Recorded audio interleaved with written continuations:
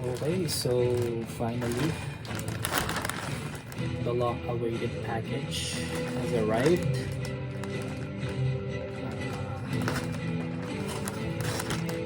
I ordered this from Shopee. I'll put the link in the description below kung saan shop ko siya in order, but if I recall correctly, it's Hadiwang.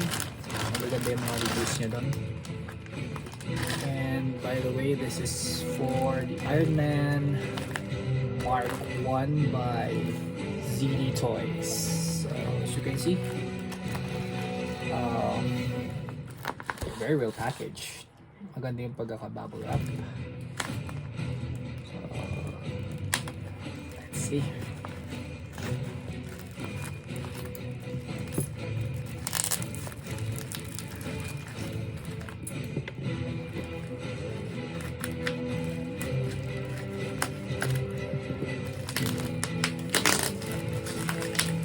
Secure siya. Hindi siya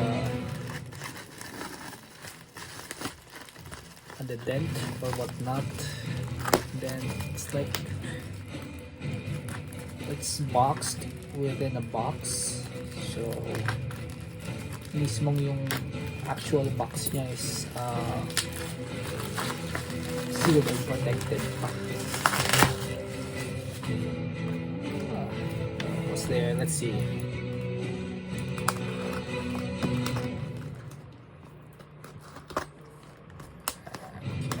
Forgot my box cutter, so yeah.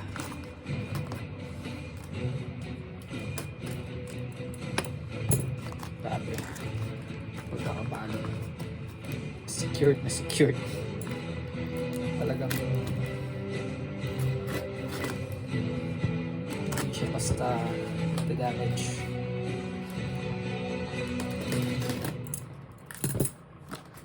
Alright, I think they're almost there.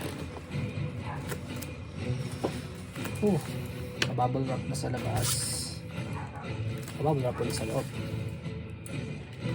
This time we're gonna be more careful kasi ito na yung actual box niya. Preserve it as much as I can. Sayang naman yung effort ni seller. Ooh, look at that bubble wrap. Hindi tinipid sa bubble wrap. Hindi kagaya ng iba ka seller. And look at that.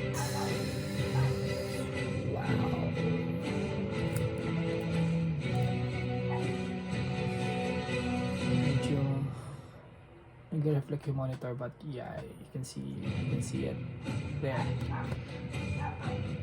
I think it's better. Let's turn it back on. So ang ganda ng packaging. Walang bent, walang scratch yung box whatsoever. Okay, now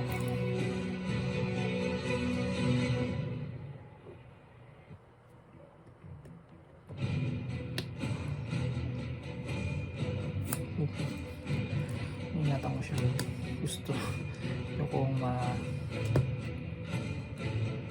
scratch yung box. Let's do it from this side.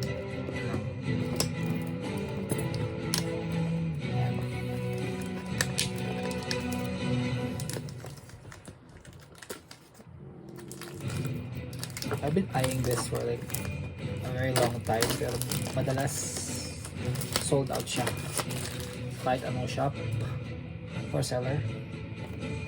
So yeah, without the plastic, there you go. Iron Man Mark 1. Let's see what's inside. So magnetic yung box. Ooh, look at that.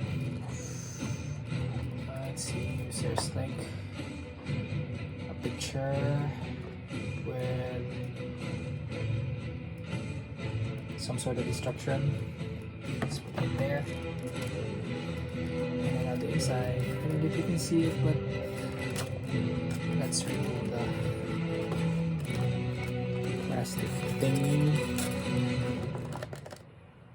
Oh.